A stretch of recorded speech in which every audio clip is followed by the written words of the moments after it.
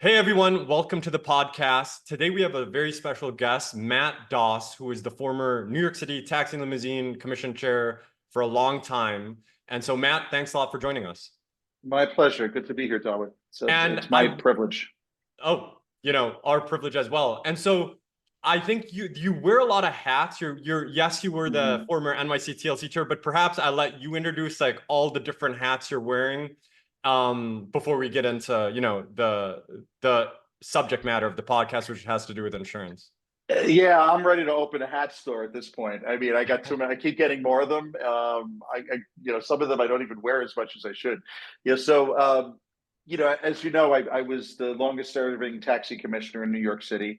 I served mostly during the Bloomberg administration. Did a lot of great things. Sold medallions. We pushed hybrid electrics, and we put the technology in the cabs. And then I left 15 years ago, and I have the three hats I've been wearing since then. So those are the ones I take on and off every day. So I am the partner and founder of a firm called Windels Marx Transportation Practice Group. So we started a mobility practice at my law firm 15 years ago. We just celebrated our 15-year anniversary. Congrats. Thank you. We started representing taxis and limos, and then we represent anything that moves, moves people or goods, or anybody who does business with it. So it's a very unique mobility practice. We represent all modes, insurance, which is the topic today, insurance companies in the space, and people who are doing telematics. It really added a very different dimension to my knowledge base. I also am an academic. For the last 15 years, I've been affiliated with the City University of New York. I was a distinguished lecturer for many years, teaching sustainability and regulation and transportation history to graduate students at City College. Now I'm Transportation Technology Chair. We have a lot of reports and events that we do. We are a US DOT funded. Until recently, we lost a little bit of funding, but we're still alive. We have a US DOT center that covers New York, New Jersey, Puerto Rico, and the Virgin Islands. It's been around since well before I was there, over 25, 30 years. In addition to all the teaching I used to do, now I'm very much focused on reports, publishing multimodal reports, anything from the airports of the future to the ferry of the future, and to the insurance reports that I'm working on, which we're going to talk a little bit about today.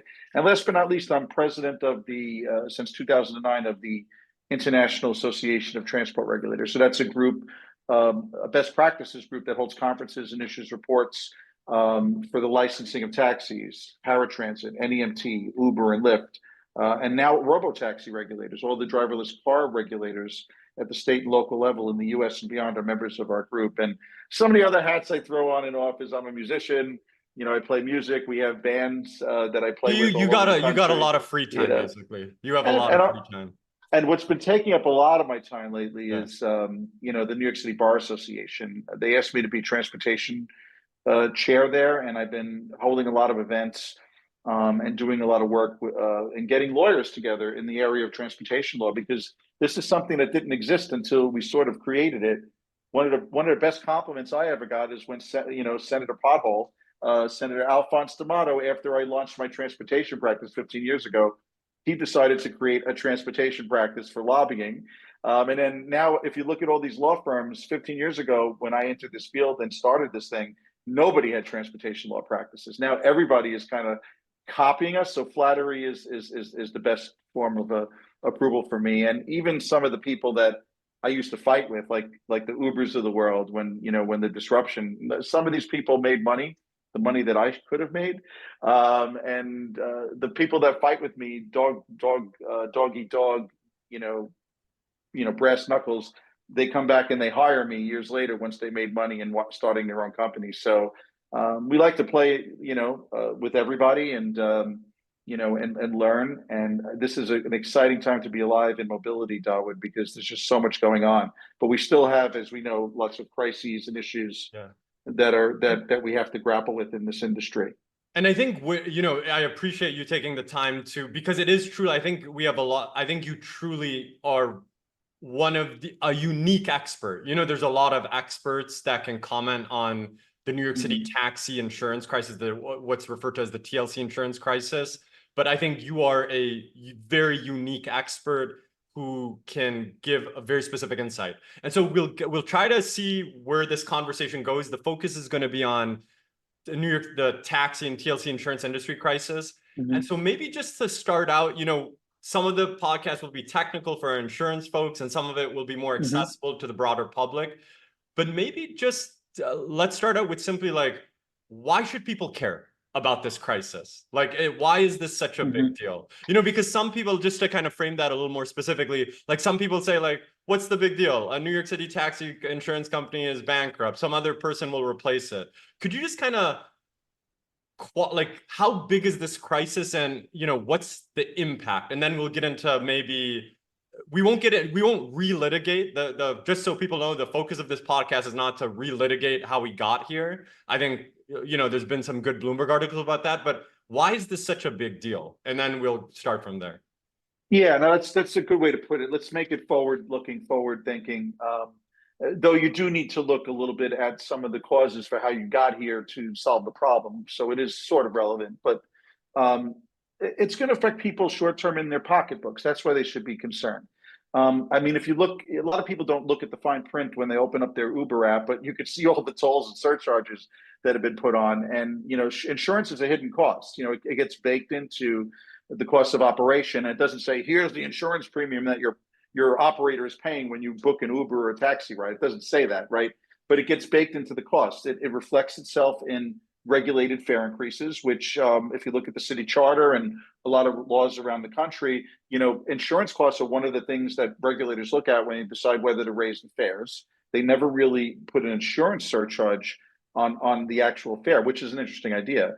And the second thing they need to be worried about is, not just the costs of the trips going up, but people should care because the cost of insurance for people who don't even take cabs and Ubers could go up, because when you have high costs like that, and there's an assigned risk pool, or there's an insurance crisis that leads to companies going under and people having an affordability crisis, whenever there's a bailout or anything of that nature, that comes out of everybody's pockets, and in the state that you're dealing with. And this is a national crisis. This is not just a New York City thing. There are unique things in New York City that my reports go into, but I'm actually working on a similar report that we did at the University Transportation Research Center. The report you're referring to is the one on the New York City insurance crisis. Exactly. I'm now working on one with the National Limousine Association on nationally what's happening in other states. And to your point, I think a lot of people don't realize, like, just to size up this crisis, this is a $700 million plus insolvency. This is a gigantic crisis. And a lot of people also don't know, to your point, New York City has its own quirks, but Uber in California and Florida and all these other states, insurance is a massive cost. Even the CEO of Uber is saying that this is a major issue. They're spending a lot of money addressing this. And so to kind of level set the size of the crisis, this is this is a near $1 billion plus crisis in New York City alone, let alone if you go to other states. And so it's in the billions of dollars. It's out there. I mean, and to just piggyback on the first question, one thing I didn't mention is the supply and demand issue. Once these costs become so overwhelming, the whole fundamental nature of the industry changes in terms of who owns the vehicles and who drives. And we've been going towards a gig economy to begin with, but it's going to go more in that direction. And there may be less Ubers available. When people start dropping out in an independent contractor industry because they can't afford insurance, you're talking about your Uber taking or your Lyft taking more time to get to you. So that's like the second part of it. Like the first part is like the rising costs that are shared by everybody who's taking a ride and possibly beyond. But then it goes into like, do we have an industry that's the same anymore? How are people going to get around? It's something people don't think about because insurance is complicated and they don't understand it. I mean, I've been doing this for so many years that I have a pretty good handle on it. But like you said, my perspective is unique. I don't think anybody has it. Former regulator, I raised the insurance when I was at TLC as general counsel. It wasn't my decision, but I wrote the laws. Then I went to I was a plaintiff's lawyer before that. Now I'm on the defense side representing companies and insurance companies in the industry. I've seen both sides to the point where I used to sit on the floor of the Kings County Supreme Court in Brooklyn, doing preliminary conferences with roaches crawling up my leg because the courtroom was too crowded, and seeing that develop. And then I also was there in the industry on the lawyer side when they created 1-800-Lawyers, and now you have Celino and Barnes and attorney advertising off the charts and financing of lawsuits. There's so many things that have led to this. It's not a one-size-fits-all root cause. It's inflation. It's losses during the pandemic. Nobody will ever admit this, okay? But insurance is so closely and tightly regulated that underwriters can speak different languages to help raise the premiums. But it's not like the hotel industry or these other industries that their rates are not regulated in most cities, where like, okay, we're going to recover from the pandemic. So my hotel rooms used to cost $500, if I went to the Ritz-Carlton. They automatically doubled as soon as we came out of the pandemic, and everybody's paying it, right? So to be naive is to say that the insurance companies did not incur losses during the pandemic. They did. And they'll never come out and say, hey, we're raising it because we lost money. They don't really say that directly to the people, but that's one of the reasons. And they really did take a bath. I mean, some people put their medallions, their vehicles in storage in New York City, and they stopped paying. That hurt the New York City companies. But California and a lot of other states didn't do enough to help insureds or the insurance companies during the pandemic.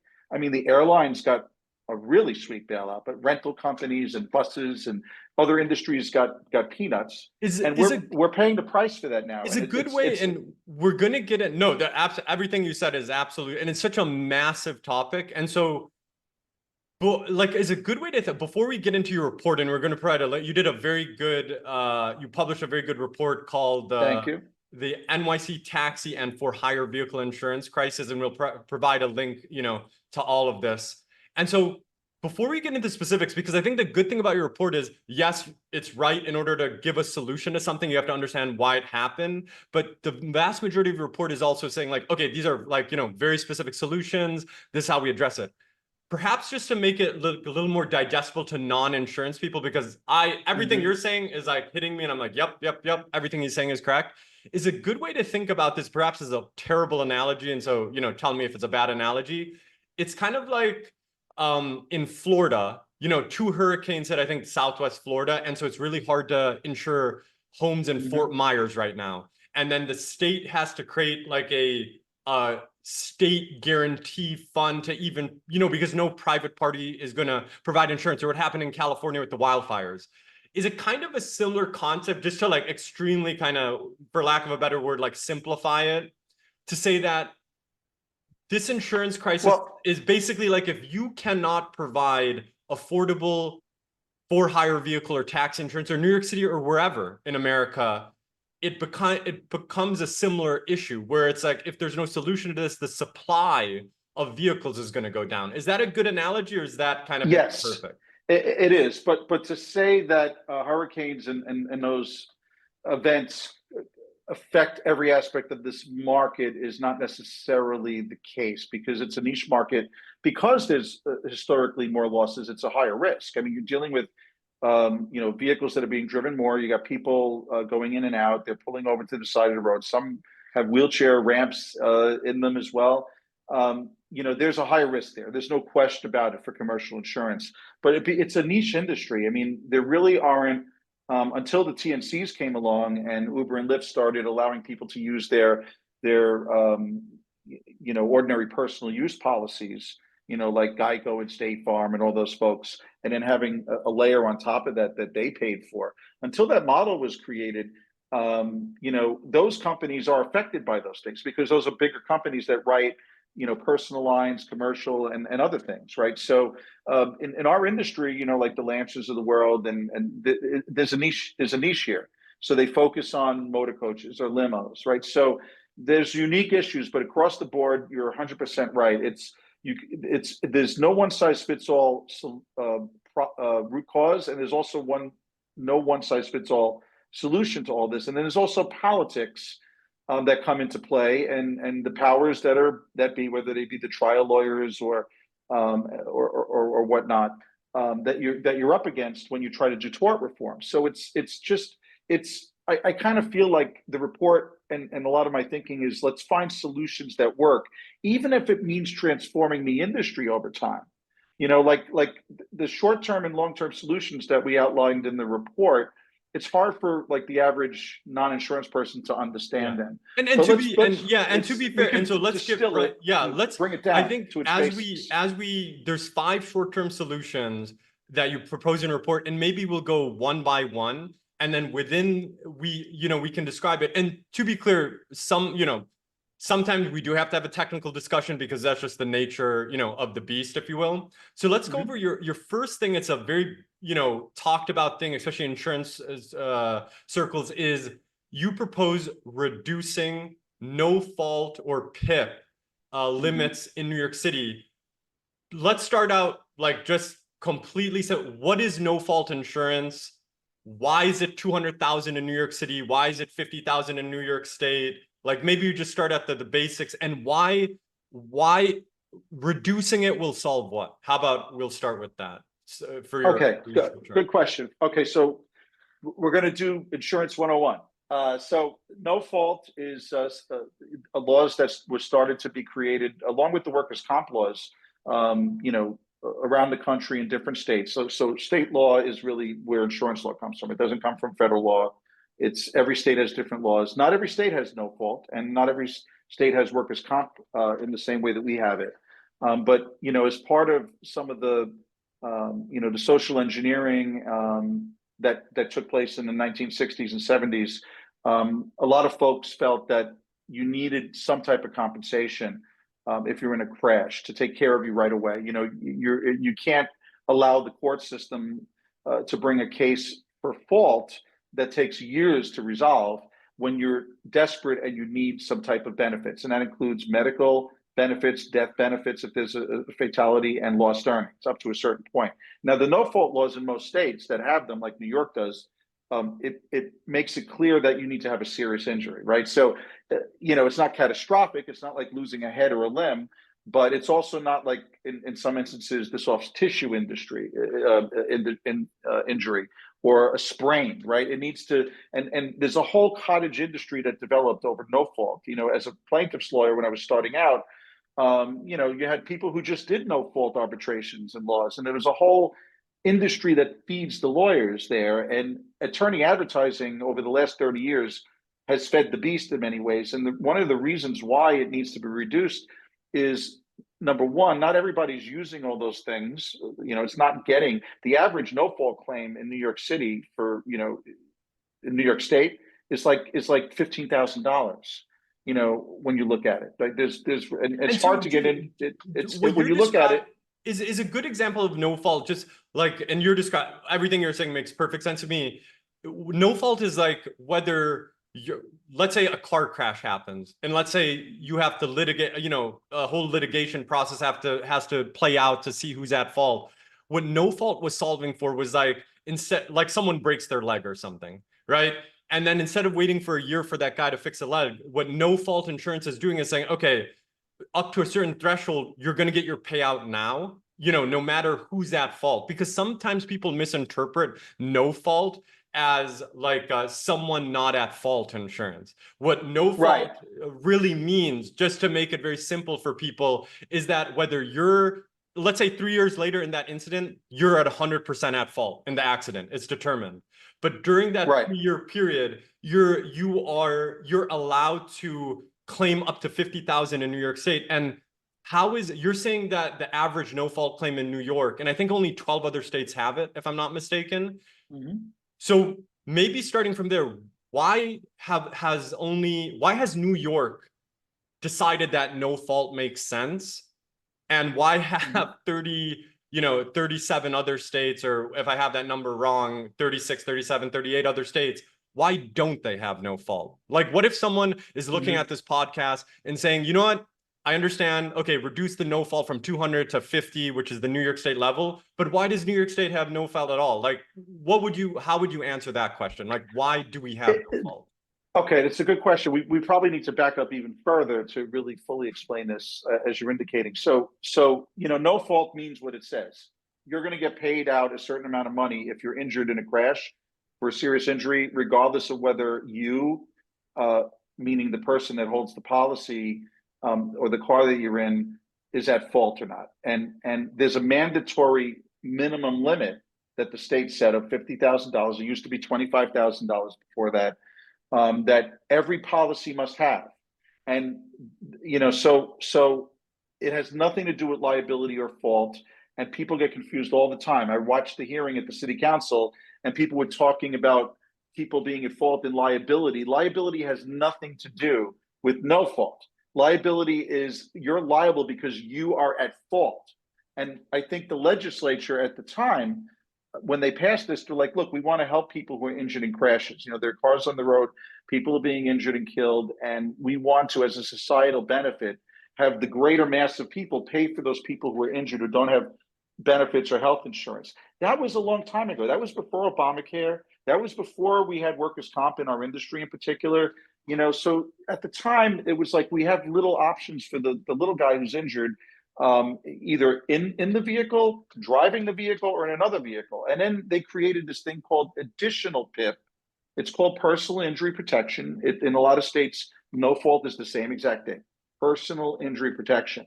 And they created additional PIP many years ago at the state level in New York and in other states for you as the owner of your car, Dawood. You own a car, you have members of your family, you want to make sure that they have the ultimate protection if there's a crash. It was intended for you to protect you and your family so that you could buy more insurance for pennies on the dollar. Honestly, the premiums are not that much more if you add to your personal policy additional PIP beyond the $50,000.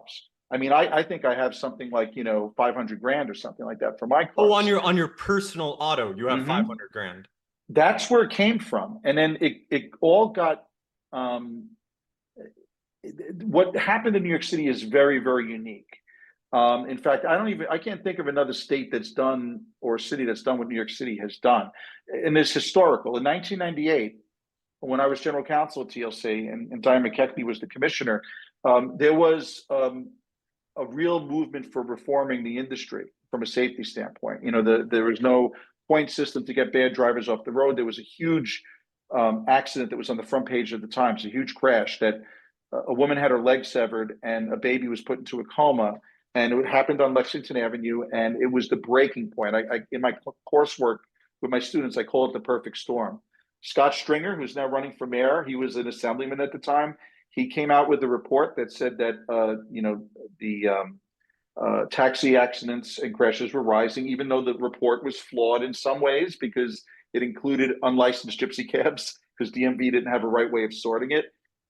We had, you know, Giuliani, the former mayor at the time, had actually declared victory over crime in the city when he was reelected to his second term. And he started a civility campaign, you know, under the broken windows theory to remove hot dog vendors and unruly taxi drivers from the streets. And then this crash happened and it put the industry center stage. And it was a once in a lifetime opportunity to reform the industry.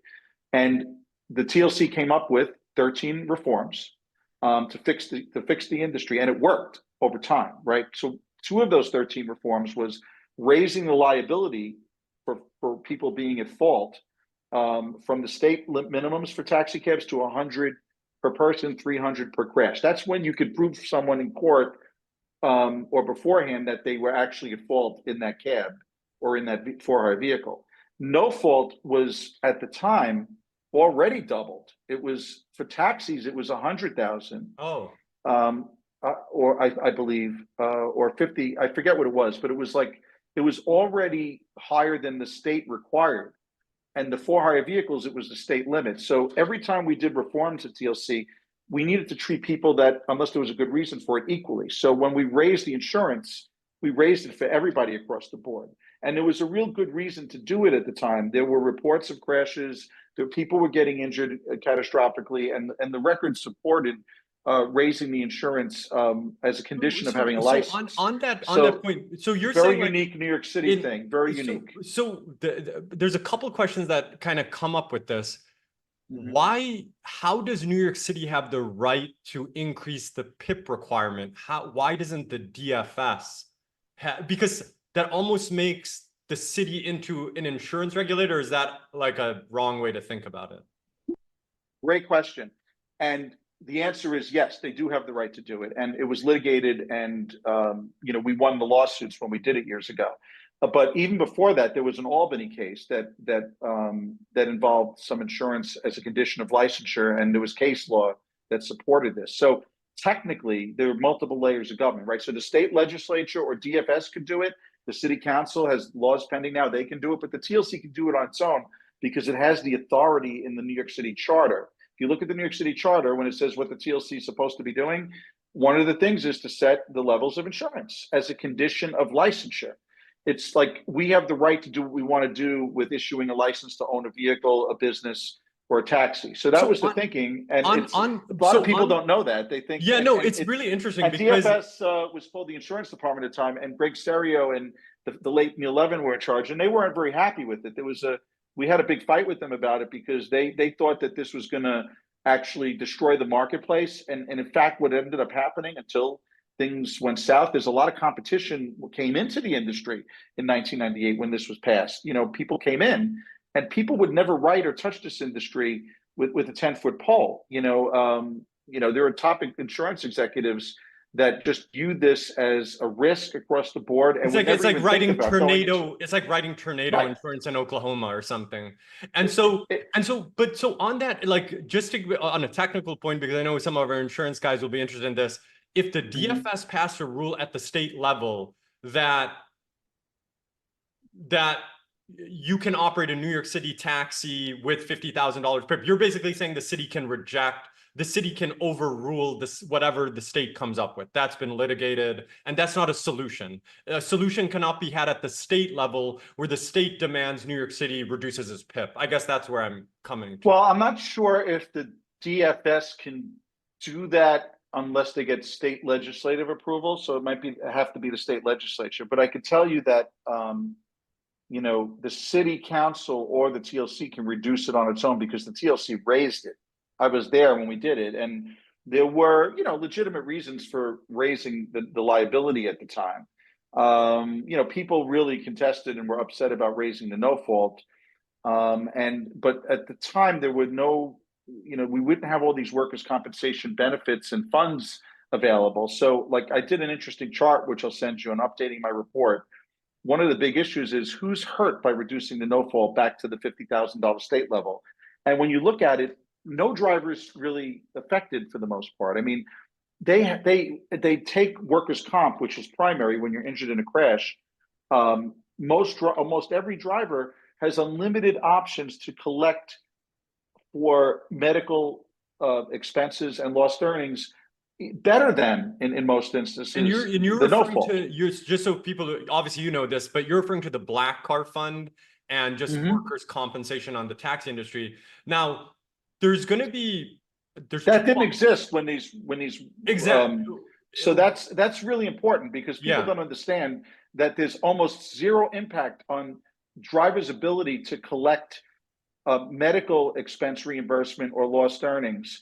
And that was also before Obamacare. People have their private health insurance, and even the drivers and the gig workers have insurance with these entities, or they can recover and get paid. Their medical expenses are paid by Obamacare.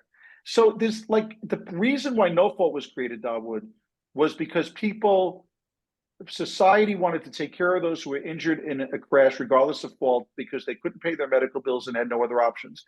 That doesn't exist anymore. So there's a legitimate argument to be made that maybe no fault has seen it outlived its usefulness. In the New York City taxi industry, not across the state level, but maybe around the country. I'm not a big fan of it because we didn't touch on this at all, but it leads to feeding a cottage industry that involves people. So that's not everybody. Fraud and waste and abuse happens, and one of the big reasons why the no fault needs to be reduced, in my opinion, and the report goes into this, is because there are bad players out there. Not every plaintiff's lawyer is a bad player. Most of them are not, but like society has gotten a little bit lazy. Okay. When you sit on your couch and you're collecting pandemic money all day and you see these ads all day, I'm going to finance your lawsuit, bring a lawsuit. People not only get involved in illegal activity by staging things and doing bad stuff, and lawyers like building up the claims and doing fraud, but it creates a overly litigious society, and it creates a lot of claims that are not kosher that come into the system. And that raises the cost for everybody, because these insurance companies have to look into everyone. They have to pay lawyers. They have to do investigations. The costs of this growing cottage industry of lawsuits and personal injury lawsuits is a national, pandemic. So to hit on this, actually addresses one short-term solution in the report, and we'll provide a link to the report, is reducing no fault from 200 to the 50,000 state minimum. In a long-term is tort reform. Could you just simply explain to people how, and you've already kind of done it, but you're basically saying, maybe I'm paraphrasing unfairly, like you're saying like there's a lot of, not every lawyer, personal injury lawyer is an ambulance chasing lawyer, but you're saying that because the limit is so high, it lends itself to abuse. Is that a fair summary? And people, there's just so many lawsuits going on that how would reducing the no fault limit reduce the lawsuits, or is that a wrong way to think about it? It's just causing less incentive because less money is available to claim. Is that the way to think about it? Well, I mean, the first way you can think about it, aside from that, is that it's outlived its usefulness. It just doesn't really cover anything anymore in this industry. I mean, let me back up. Additional PIP, and there's an insurance reg called Reg 68. And this is a big misconception in the public and among people who are delving into this issue. You cannot recover that additional no fault if you are a passenger in a different vehicle or you're a pedestrian. A lot of people don't know that. I saw a lot of misinformation at that city council hearing. People don't understand that. Reg 68 is a state law that preempts the TLC. So when we passed the law at TLC that required the $200,000 PIP, it is not capable of applying to people in other vehicles or on the street. It's only people in the cab itself. So the driver and the occupants. Oh, that's super interesting. So you're saying, and also there's 1.5 passengers in every cab. So when you look at the big picture, every cab is not filled to the brim with 4 people in it, right? So and a lot of people don't understand. You're not sharing the 200,000. It's 200,000 per person. There are so few claims, thankfully, that people are using $200,000 on medical expenses. That's a catastrophic injury. That is just not happening. But what is happening are medical mills, where the price that a trial lawyer asks for when they go to trial, they look at the big picture. How much liability is available? They reverse engineer it. Oh, Uber and Lyft are involved, so they have deep pockets, and we have this 100-300. We're going to get there somehow. The lawyers look before they take the case at what the limits are and what the no fault is. And the medical mills, the chiropractors, and the people that are doing fugazi things, right? Those are the ones that will use the mechanism for the free payment of the medical expenses to bring these people back every week to the chiropractor. And they're going to complain that they have pain. They'll take a couple of tests, but it builds the case that they're doing all these things and getting these medical appointments. Maybe some of them are not necessary. There's a racketeering lawsuit out there about 100%. And this is not the first time it's happened either, and so for people listening, there's 2 follow-ups to that. One follow-up to that. If American Transit, and just so people know, American Transit is kind of at the center of this crisis. When they say, listen, yes, we could have done XYZ better, but at the end of the day, we were making insurance affordable and we were being abused by all these different players. Are you sympathetic to that argument to an extent? I don't want to comment too much on American Transit. I mean, I think that they've been maligned in a lot of ways. This is about the difficulties in this marketplace, that what it takes for any insurance company to cover these potential losses is not what people are expecting to pay or can afford to pay as workers, or or in general, like what people are willing to pay as a cost of taking the services. So I think it's more about the big picture here is what are the underwriters doing, and how are we not acknowledging how safe the industry has become? The underwriting is done, and the premiums are set based upon loss runs and how your company has performed or what your driving record is, right? I kind of feel like we should be also looking at the big picture of how safe the industry has become, because there were legitimate reasons for companies not to write in this space 20, 30 years ago.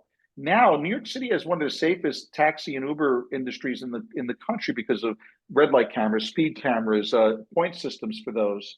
And all the things that we did in 1998, all these reforms have led to this industry being the safest. So why is the cost going up? It's insurance, it's unscrupulous plaintiffs' lawyers and fraud and abuse and things that we should be looking at tort reform. But it's never going to happen in New York because we're too liberal of a state. It's never going to happen in California. The only way it's going to happen is if the federal government steps in and says, I'm going to withhold your highway funds unless you do tort reform, which I don't think it's high on their list of priorities. And I haven't seen Congress or the Trump administration talking about it. So insurance companies, when they start, like I know one that started in Florida, where are they going next? They're not going to go to New York. They're going to Texas because they put a contributory negligence tort reform thing in place, right? So states that have tort reform are going to benefit from lower premiums. Blue states and cities like New York and California are on a slippery slope towards annihilation in the marketplace. And no fault needs to be done for two reasons. Number one, additional no fault has outlived its usefulness. There are so few people that are benefiting from that, and everybody is hurting from the excess claims and fraud and abuse. And it sends, number two, a strong message to insurers that, hey, maybe you can enter this marketplace. Maybe things are starting to change.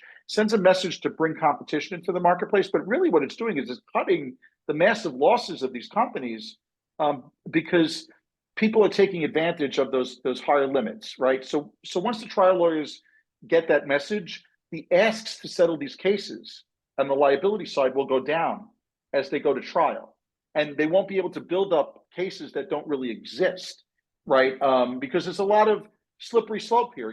Like there's a lot more great diagnostics out there to show when you have an actual herniated disc and so forth. But there's still, even taking like a minor herniated disc, you go to the chiropractor or the doctor every week and you build up that case, it becomes more valuable. So it's, number one, it's outlived its usefulness. Number two, is facilitating and encouraging fraud and skyrocketing costs for exposure for companies.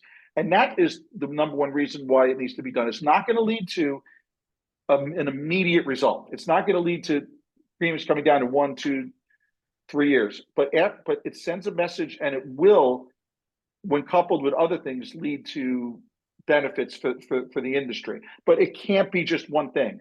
Other things need to happen. Not just that. So like we'll go to your so this is kind of interesting. One of your second short-term solutions, and we'll explain the technicalities. I'll try to paraphrase the technicalities.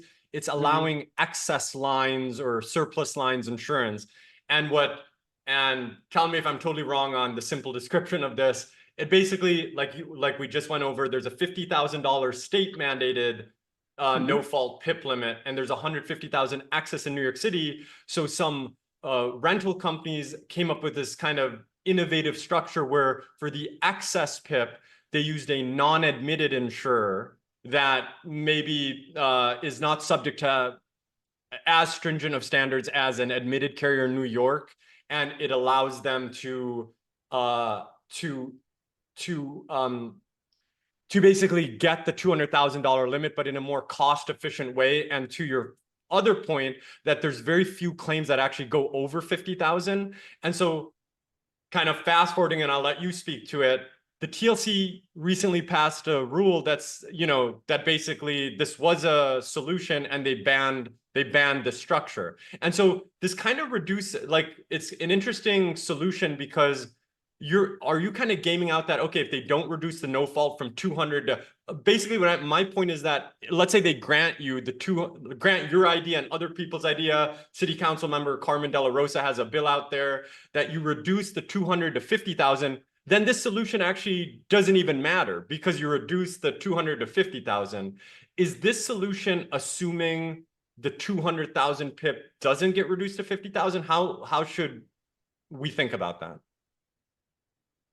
Well, I think when you look at how the industry has changed, and like you got into this from what you told me because of this new industry that was created of rentals and the for-hire vehicle market, right? And that has led to rental companies being formed. They were originally finance companies in the industry, and they were leasing vehicles to drivers who were independent contractors, and that led to a more turnkey solution when Avis and Hertz started allowing their vehicles to be used by Uber and Lyft outside New York City. A cottage industry, including Voyager, American Leasing, New York Livery, and others, had developed into almost a pure rental model, like the taxi cabs were years ago, where you just show up and you drive. You rent the car for 12 hours a week, and you don't have to worry about insurance. You have to worry about buying the car or having the option to buy it.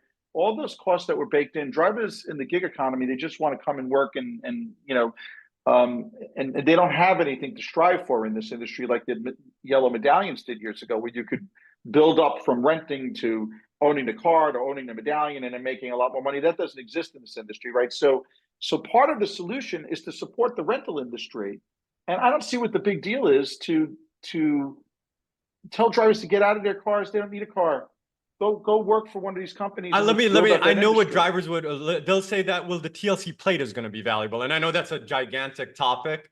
But I think it's important, coming especially from someone of your position, to say that is extremely speculative. Maybe it happens, maybe it doesn't, but that's extreme speculation. And what you're saying is that, I guess what I'm trying to get at is, like, if they grant you, not you, like what's being asked by many people, if they reduce the New York City PIP from 200 to 50, then your solution related to access lines, would it apply to allowing non-admitted carriers being allowed to offer the 50,000 mandated PIP? Do you see what I'm getting at? Like, if the 200,000 PIP got reduced to 50,000, then you don't even need excess, like that product is not needed, if you will. Does that make sense? Well, I'm not an insurance regulatory expert, in excess lines. Okay, but what I do know about it is that these are two separate solutions. They're independent. The second and the third solution are more coupled together. Supporting the vehicle rental market and the excess or surplus lines are both related, because, and it could be that, surplus and excess lines could be available to the average Joe and someone who's got a small mini fleet. I support that 110%. In fact, during the pandemic, LA DOT was looking into creating a similar type of structure for taxi cabs. They never did it, but like the Uber model is, let people pay less insurance for their personal vehicle with the state limits, whether it's 50,000 no fault, 25, 50 liability. Let them pay that reduced premium, and someone else will cover the surplus lines. It makes sense for a company that owns many of these plates and many of these vehicles to do that, because they have the resources. But by having those resources, you can get financing and cut a deal with these excess line companies where you can bring the price of insurance down. That benefits the person who's renting the vehicle to drive, and it benefits everybody, including Uber and Lyft. So I'm a big fan of it. It is a solution that needs to be further explored. And like anything in insurance, it's layered like anything else. When people, when you have reinsurance, what does reinsurance really do? They're basically like, everybody's partaking in the risk, right? They're sharing in the risk. So the more lines of insurance, the better. The TLC, for reasons unknown to me, which I think were very political and short-sighted and administratively convenient, they don't want to look at 2 deck pages, even though they've been doing it without incident for years now. So I used to get flack all the time, when clients of ours would go there and like, we don't understand what this is. Why are there 2 policies? Well, you know what? Train your employees and make sure that they understand it. Don't complain about the extra paperwork. This is an industry with real people, with real jobs, with families. And if it's cheaper for them and is giving the same coverage, what is the problem? Number two is, why are we regulating this rental industry the way that we are? Okay, these people are not evil. These people are providing a solution and putting the capital there to make lives better for drivers. They've been demonized by the Taxi Workers Alliance from the beginning, saying that there's usurious rates. There's no usurious rates. There's no lending going on. They're just renting the vehicle. But like, regulators are too much involved in getting in the weeds and micromanaging people's finances. They should not be regulating the rental industry, but the council and the TLC decided to do that. Big mistake. There's nothing to regulate there. in my opinion. And if there is going to be regulation, it needs to be loose. They shouldn't be getting involved in insurance lines. Let the private sector sort that out. Number three, you know, we need to take a really deep look at, you know, how we can allow this industry to grow. They should be bending over backwards to get it to grow and encourage it, because it's the only solution that we have if the insurance gets so high that drivers just walk away from the industry. I want to actually and the cap actually is something we should talk about, Dawood, because the cap plays into this big time. These companies can't grow and people can't put more plates on the road, and you're going to see like a reduction in service. People are going to walk away from their plates. Here would be because the very famous TLC plate cap that everybody loves to talk about. One argument for the TLC plate cap, because this, you know, like with the EV TLC plate release, which we've gone over, there was like this mad dash to get the TLC plates because kind of people were kind of treating it like a medallion, which is hyper speculative, and that process could have been better managed, but obviously that's another topic. But there's an argument that, kind of going back to the first principles of everything, if you have too many vehicle licenses out there, the earnings per driver is going to go down, and it's going to deprofessionalize the whole industry. And by having a cap, one could argue, and I'm not saying I agree with this, but it is the argument, is that by having a cap, it actually reprofessionalizes the industry. Because if you have a medallion or you have a TLC plate attached to your name, you're going to treat your license with a lot more care, because it's like an asset that's making you generate money, which would, kind of make you drive safer, make you, drive in a certain way. If you have a free-for-all, you could have, people coming in and out of this industry. A TLC license is not that hard to get, which could actually cause further destruction to insurance. Or is that just a very too simplistic of a argument? No, it's not too simplistic. It's sort of on the money in terms of, and my thinking has evolved on this over time. I was very much in favor of a cap years ago when Uber was, growing exponentially in New York City. And that was because I was a little concerned at the time that, we had to do an environmental impact study to add 1,000 taxi medallions. And here we are, TLC just comes in and lets people just add like unlimited numbers. IATR recently came out with a report, which I'll refer you to, that talks about the cap issue. And it's, in some ways, it's a failed experiment the way it was done. And, it was a huge disaster. And it was like, I don't think you're going out on a limb to say that it was mismanaged and handled poorly from the beginning. You're talking about the release. You're talking about the release of the EV licenses. You're saying the way that the cap was done. There's a lot of lessons to be learned there. The way that the cap was done, it was not managed properly. Everybody was swept under the rug when there was all this anti-Uber sentiment at the time, which a lot of it was misplaced, frankly. This is a problem that the TLC helped to create after I left, and that the council moved too slowly to solve. And when they did it, they made no exceptions for businesses like rental companies that are growing. The average car service base, okay, that is in the throes of Queens, like maybe in a small community that's got 3 cars, they can't add an additional car. That's wrong. Like, there's something in between a hard cap and a process by which you can manage supply and demand, which honestly has been done with the medallion industry for years. Outside of New York City, there's a process where if you're a taxi fleet, you can go and say, I want more plates because I have an increase in demand and I can prove it. Okay, here are your plates after you go through a process.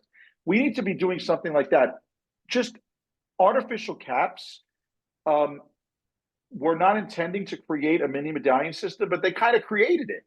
And it's a sham and it's a fallacy because, when you look at it, there's value in the businesses that you're buying, but there's no property interest there, right? So the medallions were in the same category by state law as a piece of property, a boat, personal property, a boat, not a house, but something that is, intangible, but it has an actual value recognized by law. It doesn't exist. These plates, the value is not in the plates itself. It's in the company that owns the plates, because you can only buy the company that owns the plates. Yeah. So it's something that if the TLC does something, it could reduce the value that people are paying for those corporations significantly. And it did create this cottage industry that some people are benefiting from.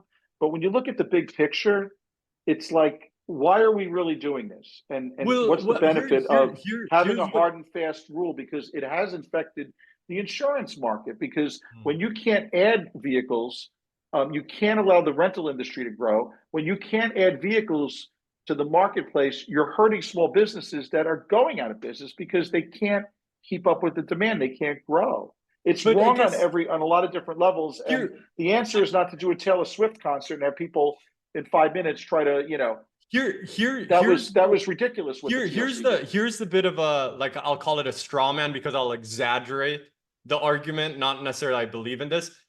I don't own a taxi medallion, but some of our viewers own it.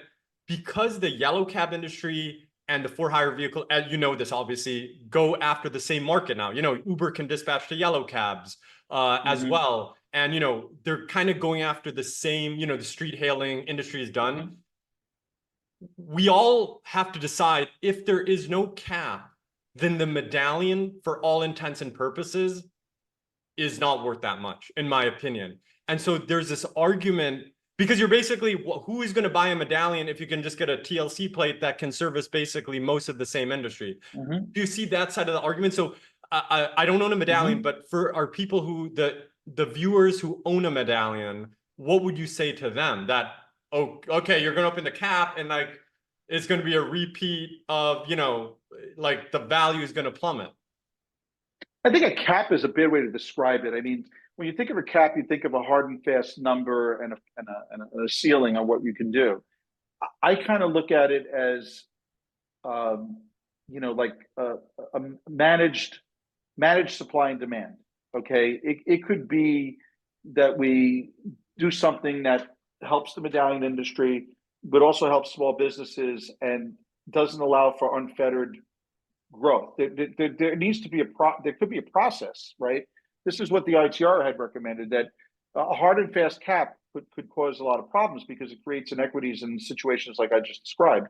It may help the price of the medallion. That's a good thing, but having exceptions to it, right, for EVs or for growth that the regulator approves, or a process where you can add vehicles and manage it and look at it, because people are always turning their vehicles in and leaving. It's very fluid. It's not one company that has the cap.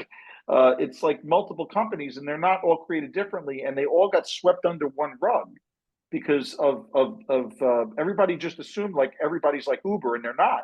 They're not like Uber and Lyft.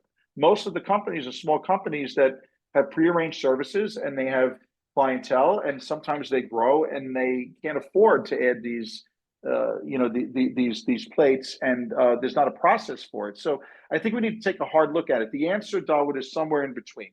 You don't want a hard and fast cap, but you want something that is a growth limitation that's reasonable, that's not micromanaged, that allows companies to grow, and that the TLC to keep an eye on it so that the supply demand balance like that. doesn't get out of whack. What you're saying is it can be a simple, and you're not saying exactly this, but what you're saying is that there should be, like, let's make it simple, like there should be a ratio of trips per vehicle, like trips per vehicle in the market. And if 2000 TLC plates drop off natural attrition, you're saying that allow 1,000 to be issued again there, or something along those lines, that as long as the ratio is 10, there's 10 trips available for every vehicle. If the number drops below that, there'll be a cap. But if supply can be onboarded, then allow that. And the point you're making also, just for the people who are maybe not in the weeds, you're saying like there's a community car service that just won, or a Dial 7 like a company that just won a new contract from Goldman Sachs or something, right? Perfect. And they're like, okay, we won the contract from Goldman Sachs. We need 50 cars, and what the heck? I'm permanently, I can't grow. But then there can be a reverse. And I guess we won't get into the whole cap, but basically you're saying that a hard cap is a bad idea. It shouldn't be a free-for-all, but it should be a more sophisticated mechanism based on objective factors like supply and demand. Not that, the March FHV license, or the February FHV license report comes out and says, you know what, anybody who wants an EV can get it. Because I think what we saw, and we wrote about this, was adding 10, you know, what happened during that EV rush for licenses, I don't think anybody thought it was a good, like the market needed 10,000 more TLC plates, but it could be argued that yes, that increased EV adoption, but was there a better way to do that? So what you're saying is no to hard cap, but it shouldn't be a free for all. Is that a fair, am I paraphrasing Yeah, it? the answer is somewhere in between. I mean, I think that it, you know, this is one area where regulation can, you know, there could be regulation to manage this better. I'm not really a fan of how they did the auctions. You know, people who were just sitting there randomly, you know, to get these plates and got lucky, you know, are not solving problems in society or in the mobility ecosystem, right? I think there needs to be a process where you show need, that your company needs these, people need the service. It's not in your community. Low income communities in particular, like, you know, they don't have enough service there. They may not be able to afford an Uber or a Lyft, but they can afford a car service on the corner that's got 5 cars. Why isn't there a mechanism to do that? Now it's a lot of work, right? But I think it's time well spent. I mean, especially with, you know, EV charging is another similar thing. Like we don't have any plan for EV charging and where to put the charging stations as we prepare for EVs, right? There are roles where the regulator and the city needs to come in and help manage it. This is one of them. I think a hard and fast rule in either direction is bad because this is a lot of moving parts in this industry. And you know, they created like a little mini medallion system, but it doesn't have all the benefits of a medallion system, right? So people are making certain investments in this and relying on something that could be pulled out from underneath any day. You know, it could go away, unlike the medallions, which have a property right that's in state law that's recognized. And it's not easy. It's not It's an like easy you're thing to do. absolutely, I agree with you. It's like they've created two systems, one market, and that has to just be one system, one market. How this relates to insurance, to your point about the rental options being available, is you're saying, let's say a driver gets into an at-fault accident or something like this, and the kind of two major players in the market are unwilling to underwrite that driver from an insurance perspective. If the insurance company has determined that that driver's only option would be a rental company because they have their own insurance company. Is that kind of like what I'm saying is, let's say a driver has a TLC plate, but he gets into an at-fault accident and the insurance, both the two major players in the market say, we don't want to underwrite this fleet or this insurance company, whether it's a small fleet or an individual operator. You're saying that if you don't have a rental option, that guy's basically kicked out of the industry because no one's willing to insure him. He needs a rental option. An easier way to control who has what is also through the rental companies, right? Because you're exactly right with that analogy. Like, it's okay to walk away. Come and work for the rental company. If they'll let you, you know, if you're a risky driver and you got a bad record, that's one thing. But in a market that is so tight with only a few companies in it, the growth helped them get through a lot of crises over time, right? Like all of the companies benefit from the growth of Uber and Lyft because more premiums dollars were coming in every year for the companies to, you know, be able to have more income coming in for the reserves. But then sooner or later, you know, those losses are going to catch up, and it happens, and it did happen in a lot of situations. So why are we screwing an industry that's providing a solution? You know, some of the rental companies have, you know, hedge fund and private equity financing. They can afford to set up an apparatus for the inspections, to pay for the cameras and the telematics in the cars, and to police the drivers, and do the excess lines and the supplemental lines. They can afford to do this, and it ultimately will allow a taxi or a for-hire driver to keep their job, where they would walk away from the industry completely as an experienced driver because they simply can't afford the insurance anymore. That is like a policy direction we should be moving into, but the TLC is not going in that direction. And I think it has a lot to do with politics and fear of the unknown. And I think that they need to understand it better. And the reasons and the rationale for the ridiculous rule that they passed is that I don't think they fully understand the excess lines. Exactly. And you're talking about are you the familiar with the lines. Excess Lines Association and what they do? There's a whole cottage industry of approvals that go into writing excess and surplus lines with an entity that was created to approve and vet these companies before they come in. And right, there's a mechanism that DFS has set up for this to happen, right? And what we're missing here is that the reason they said we don't want to do this, even though I think it was partly administrative, that they didn't want to process all this paperwork, the reason is that, oh, well, if there's a bailout or if there's an insolvency, these companies don't pay into that fund and they're not regulated. Well, that's not true. They are regulated when they come into right. So beggars can't be choosers. In my view, we have a crisis. We're going to start telling someone who's coming in that's going to solve a problem for these rental companies and provide these excess lines that because they're not paying into a fund that's unfunded to begin with for years, and you know, when we're dealing with a crisis that you can't write, and TLC is not an insurance regulator. They have no business getting involved in this. I mean, they really have done a disservice to the public, and they need to correct this before January 1st. Because if they don't, they've already hurt in many ways the rental industry. Okay, and when the bottom falls out, and we see over the next 2 renewals that there are less drivers and people are getting pissed off because they can't get an Uber and a Lyft, these companies should be supported and they should be given the flexibility to get the insurance, because all they should really care about is whether there's going to be coverage, and there will be coverage. Okay, and they will be held to standards of regulation as they are now in New York State. The one thing that's missing that, you know, is something which I think when you look at a crisis, you know, you can't have it all, is that they're not going to be paying into the insolvency fund. But there are other companies paying into that fund. So what are we complaining about here? I think, honestly, it was done as leverage by TLC under a prior deputy mayor to put pressure on DFS to do things by putting a rule proposal out there. So they did some things which I think were political to point the finger at DFS. And I think that that's what the strategy was. And I think this was one of those items that got caught up in the mix that needs to be reversed very quickly. I think they need to fix this, and they need to lay off the rental industry. The rental industry is filled with these entrepreneurs, not just the big companies, but like you were an operator yourself, Dawood. There's small mom and pop shops that have developed with drivers who want a better living and want to make more money, so they're renting out 4 or 5 plates to their friends. I would say building. Yeah, I would say why are we screwing them? I would say this is where I'll add my 2 cents to this too, as a person who runs a smaller fleet, is that I started in this industry before any plate cap.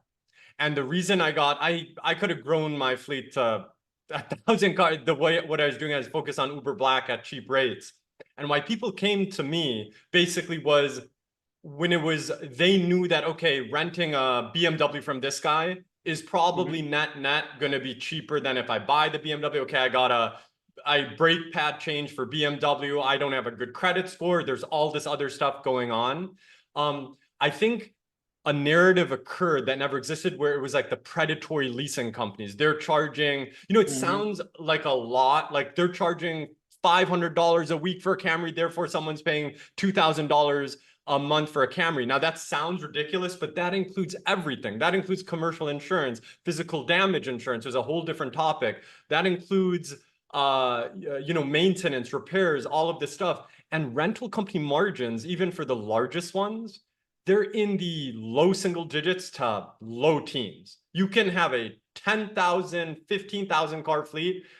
I think there was a lot of politics involved, et cetera, to say that the word predatory is a big word. And I think that stemmed from the medallion crisis where there was predatory lending. But this is a totally— You're exactly right about that. I totally agree. It was an outgrowth of like, who's next? You know, like we got the bailout.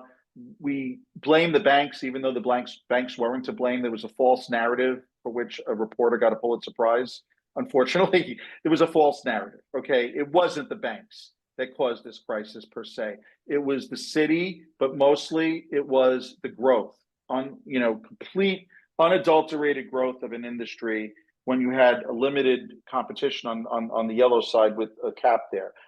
It was a supply-demand imbalance that caused the crisis. And then what ended up happening is after the Taxi Workers Alliance and the advocates that fought for the bailout were done with that, they said, okay, let's go on to the next issue, predatory lending. And there was some predatory lending in the leasing and financing with a couple of rogue companies. I mean, there was some bad stuff going on when vehicles were being financed with very, very high rates and drivers were going underwater. But you basically, like anything else, you throw the baby out with the bathwater and, you cast dispersions on an entire industry with a couple of bad players. The rental industry is very different. The rental industry is not putting anybody underwater. You can either afford to rent an Uber from one of these companies or you can't, and you go work somewhere else. You're not getting tied into a lease or a financing deal for a vehicle and going underwater like people did in the medallion industry. So I think some of the opposition kind of, like you correctly mentioned, jumped from the politics of the medallion crisis into let's now go after the people that are leasing and financing and renting vehicles. But rentals are very different, and they got swept up into the whole mishmash in the same way that all these small car services around the country got swept up into the cap discussion because the politicians came after Uber and Lyft as the bad boys, and it's just politics, and that's what happened. And a good regulator and a good public official can see through that and take bold steps. Look, I never thought in my lifetime I'd see someone talking about reducing insurance coverage and limits. I said years ago that this will never happen, and it's happening because the politics have changed. Progressive politics is out for the little guy. The person who is disabled, the person who's a low-income gig worker. We need to protect them, right? So the insurance crisis has now come full circle where reducing the insurance is going to help the drivers who have a lot of power now, and they didn't have that power 20, 30 years ago. And a lot of it has to do with, them being able to vote. They weren't naturalized. There were people coming in that didn't have the right to vote. I think also progressive politics has leaned so far left in New York City that the drivers are number one and nobody else matters. Businesses are evil. And I think that narrative is short-sighted, and you got to look at the ecosystem. Businesses are not evil. Okay, businesses are there to employ people and help. And in this particular situation, the rental companies, if they are doing well and they have big fleets and they have financing, they can sort of subsidize and get through these rough patches, right? Whereas a marketplace that has a lot of individuals that can't make ends meet can't afford the insurance increases. But there are these innovative insurance models that we should be looking at. I mean, look, insure and flex pricing is one thing, but captives are too complicated. That's why I don't recommend it right now.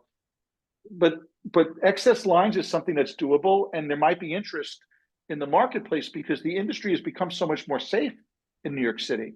So I think, the short-term solutions to sum up are, send the message, reduce the no fault. Nobody's really benefiting.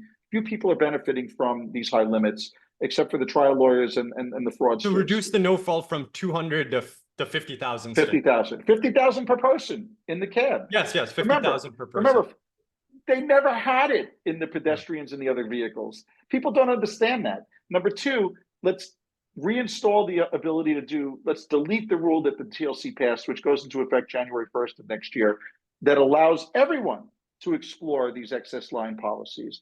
Number three, lay off the rental industry, remove regulations that don't make sense, let them grow because they are going to be the answer to this problem if it gets worse. And last but not least, it's time to mandate telematics. Most of the drivers have it to support their rating system. Companies, going back to the days when I was at TLC in the 90s, I tried to get incentive programs to do it, and we couldn't do it because nobody wanted to drive in a vehicle. The drivers were saying, if you put it in my vehicle, watch me, I'm going to go somewhere else. The drivers are doing it on their own now because they want to get out of trouble if they have a fight with their passenger. The benefit is that you can't be sued in a labor lawsuit, and my report goes into this, if in most states, and have it held against you as an item of control that your driver, who's now an independent contractor, is entitled to back pay and overtime as an employee. That issue goes away if a regulator mandates that you have to have a dress code or a camera system. If they mandate these elements of control, then legally it encourages fleets to put them in their vehicles. Because right now they're scared that the labor department or class action lawyers are going to sue. And you know what? It's not just about the insurance, though. It's about saving lives. You know, we have these automated enforcement cameras and everything that's made the streets safer. The forward and inward facing cameras allow us to reduce costs in the big picture on attorneys. You know, you don't have to spend money going to trial anymore. When the companies get the video, they can figure out who's at fault right away. And I've represented these companies and done this work. None of these cases ever go to trial. I can't think of a single case that had a camera that went to trial. You know why? Because there's no more he said, she said. There's no more playing with the system. Either, you know, you had a... It's on camera. Exactly. It's on camera, and it also affects damages. You can get an expert to say with the force and the G-force that was in the telematics system, there's no way you could have had this herniated disc. It was something that you had before the accident. So there's so many benefits to the system, and it's a great leveling of the playing field. It's the truth. We should all be encouraging truth in the legal system, and not playing with the system and trying to get a good trial lawyer and got a good witness to get the jury to eat out of their hand. Now we have the technology, and a lot of drivers I don't think would be against it because it protects them. Just as I could talk to you all day, and I want to also respect your time because I know you have stuff to do. There's just a few last questions I have for you, and one's kind of out of left field in a good way, or two last questions. So I guess we're going to provide a link to your report and everything in our distribution. And if someone wants to reach out to you, we'll give them your contact information, and the firm's contact information. The last question on insurance is that if nothing, yes, obviously if a magic wand, everything you're saying, you know, all the solutions would be enacted and then we can start the recovery. Let's put it this way. I'm going to reverse it. If nothing is done, what risk are we running? That's the last insurance a question I have for you related to this, because we've obviously got into, you know, like if we speak a year from now and zero legislation, zero changes, like it's really not going to be, it goes back to your first question, actually. It's really not going to be something that is noticeable overnight, but over a period of years, you're going to see less and less people insured. There's going to be less vehicles on the road. The price is going to be higher. You might see some people being charged more money in fares, and you see the industry slowly shrink. It could be more dramatic, you know, if there are like insolvencies and stuff like that. But if no competition comes in, if we don't do something to ensure confidence and reduce losses, we're going to see fares going up, insurance costs going up, people walking away. It may take the vehicle longer to get to you, which is going to start pissing a lot of people off. You know, people want their Ubers now. You know, if it goes from 1 minute to 5 minutes, it's going to be a gradual thing, and people are going to realize the difference after a year or two. And then by then it's probably too late because we haven't done anything. And, you know, like what the governor had a lot of things on her plate, and the only law that I think is making its way through is this law which allows companies to do a discount of up to 5% on their stated premiums, which is not going to have any effect on anything. It needs to be bigger than that because inflation is up 10%. So we're not even covering the cost of inflation, incentivizing companies to reduce their premiums, and a 5% reduction is not going to do much. I think there needs to be a comprehensive, like a bunch of different things that need to be done. You know, the flex insurance, you know, maybe take what the governor did and make it a bigger percentage, you know, make it 10, 15%, right? Mandate the telematics, reduce the additional PIP, and then, of course, you know, allow for excess lines and not be afraid of it. If we do all those things, in 3 to 5 years, I think we'll be stable. If we don't do those things in 3 to 5 years, we're going to see people being hurt in the pocketbook, including people that don't even take cabs. You know, if people if other insurance companies have to pay for bailouts and assigned risk losses, then everyone's going to be paying a little bit more on their insurance. They may not notice it or make the connection, but I'm making the connection. And there's a lot of other prominent people that feel that. And I just want to highlight to the viewers that you were the TLC chair for 12. Like you're speaking from someone that's extremely in the know about this industry. So I hope the warning and what you're saying is taken seriously. I think it is being taken seriously. I just think that there's a lot of people in the weeds with their little political business interests, and they're being short-sighted about this thing. You know, let's not raise it more than, let's reduce it 75, 100. There's people that are trying to, and this is the problem with this industry, having been chair for so long. There's so many, it's like peeling an onion. There's so many different nuances to this industry, and the livery guys feel that the black car guys are screwing them, and the taxi guys are screwing everybody. There's so much, like, I'm concerned about what the other guy's doing, that we don't see the big picture. The regulator needs to see the big picture and talk to these folks and say, look, I know you want to have a compromise, and that's fine, but we need to solve this together at a 10,000 foot level, because you might be fighting with your competitors in the industry, but you're all going to go down if this thing turns ugly. And you know, on the no fault thing, look, I didn't make the decision at the time to raise the no fault to 200,000. I was the lawyer. Okay, I took orders. I was working for my commissioner. I thought there was a reasonable basis to raise it at the time. Those reasons are, like, what is it, almost 25 years ago? They're gone. They don't exist anymore.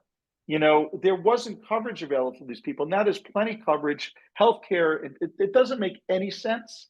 And I can't believe, honestly, politically, that we're actually at the point where a law may pass to reduce it. But it's kind of held up right now. And I think I'll share with you a chart. I'll share a chart with you that I just completed, which you could post with your podcast, Dawood. And it really just makes the case that pretty much almost nobody is impacted or hurt in any way, okay, if we reduce the PIP to 50,000 per person in the car, because it only applies to people in the car. The drivers are going to lose zero zilch. They are already covered 10 steps of the way by these workers' comp funds or insurance. It's going to have such a minimal impact. Let's just do it, because it's symbolic also. It will send a message to the insurance companies. It will help with the bottom line over time. But I also don't want people to think that it's going to be a silver bullet. It's going to solve the crisis. It's one of many things that we need to do that I've outlined in my report. And maybe there are other ideas I missed. So, because I'm not an insurance regulatory expert, but I am the TLC expert. So I understand the interplay between the industries, you know, and I think that we need to have a dialogue, but we need to move quickly. Yeah, you know, and this also reduces litigation to tort reform, basically related to PIP and all of that stuff. Yes, and I think tort reform can be something we discuss in other states. Let's not waste our time on it, because it ain't going to happen in New York. And I think you and I both know that it's not going to happen. Trial lawyers are too powerful. You know, many of the people that are legislators are trial lawyers. We saw that with the late Shelley Silver and all those scandals that happened years ago. But you know, let's not waste our time on things that are not going to happen, right? I'm a pragmatist. These things that I mentioned in my report can and could happen and could make a difference. It may not solve the problem in a very big way, but that's something that's up to, a bigger fish than me. You know, taking on tort reform is something that needs to be done, and it's not necessarily about reducing the limits per se.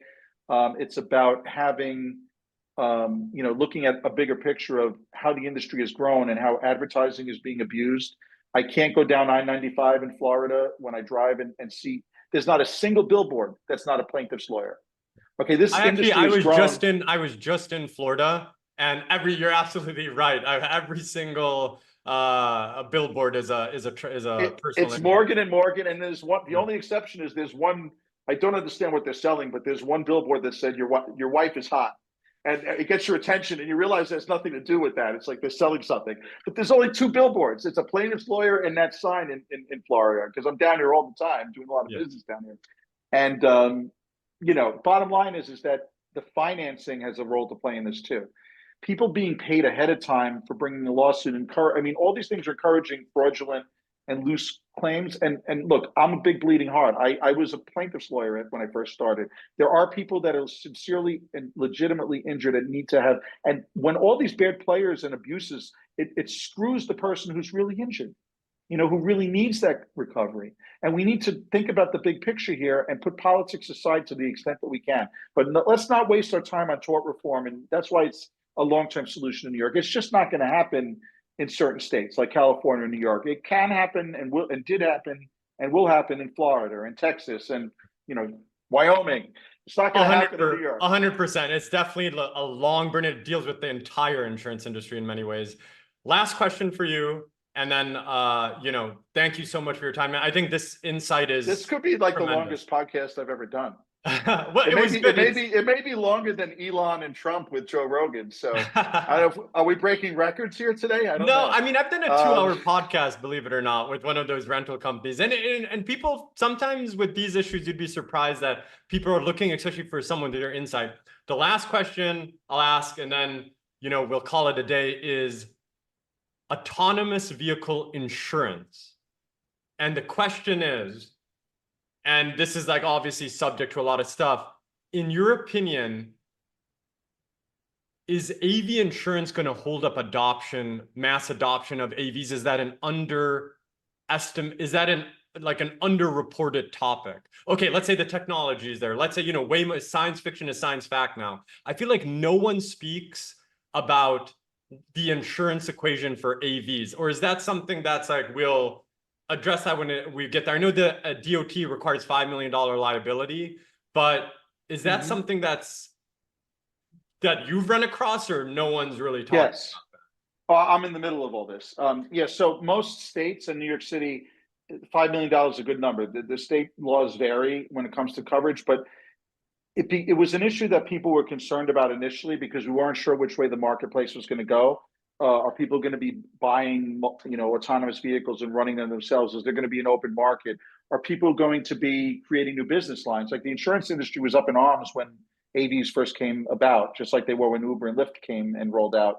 And then they kind of backed off because they probably realized they can make money on this in some way. They could sell insurance to people, cyber insurance to people who hack into the systems. They can sell insurance to the average citizen one day, to cover themselves like no fault if they get hit by an autonomous vehicle. There could end up being a fund one day, but right now the model is manufacturer driven. So the companies want to control the risk, so they own the vehicles themselves or the operating systems, and they are providing the insurance. So these are big companies with a lot of money that are paying for the 5 million, and 5 million is kind of the norm around the country. That's kind of where they ended up.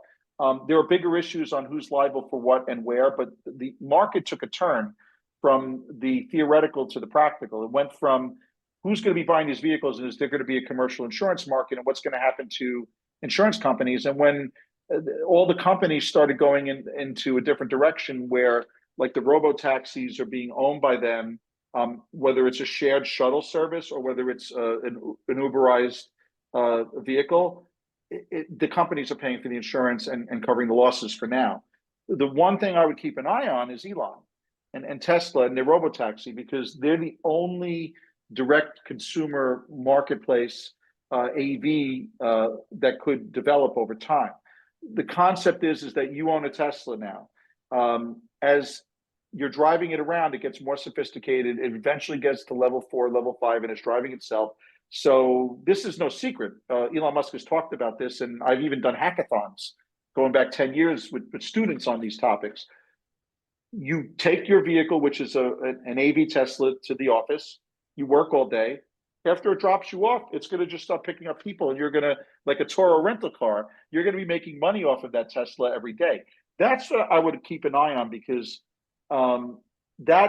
people are insuring in the commercial market and in the personal lines market Teslas, right? Like Revel has, all these Teslas that they're running with their service, but the average person has these vehicles. And if Elon allows you to have a Toro rental model where you can have your vehicle picking people up and Uberizing it, then I think insurance is going to be an issue, right? Because then we're talking about, is there more of a risk or is there less of a risk? We're not looking at driver behavior anymore. There's an interesting provision that was inserted in the New York City DOT regulations, which are the only set of local regulations in the country. Most of this is governed by state law. It says that in order to get a license, you have to prove that you're safer than a human driver. What does that mean? So is the standard going to be, are you as safe as a human driver? Look at the stats. Or are you safer? That's going to be the big issue, how that plays out.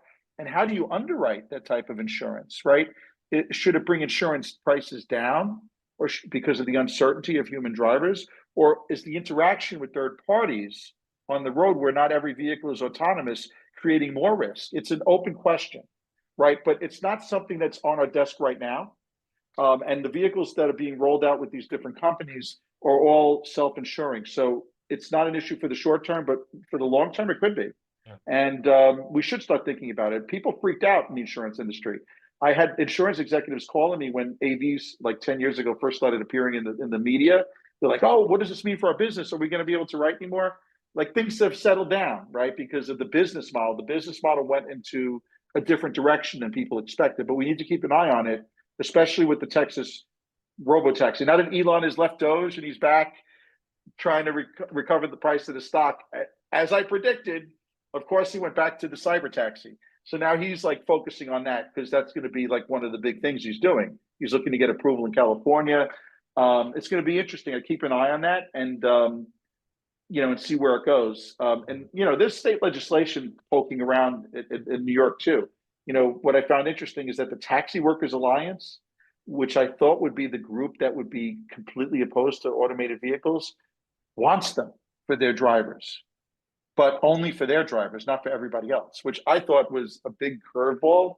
That I think it's Senator Holyoman. You're talking about the medallion would be an AV license kind of thing? If you want to do an AV in New York, Senator Holyoman, I hope I'm pronouncing his name right, he has a bill, I think, in the Senate that says it can only be on a yellow medallion. It can't be in an FHV, which, it's kind of like, okay, so what are you planning to do here? You're going to put all your drivers out the pasture? The Taxi Workers Alliance is going to, but I think they're looking at the big picture that there's a path in NYCHA's mind that the drivers could actually just retire and have get the benefits of owning the medallion where they don't have to drive.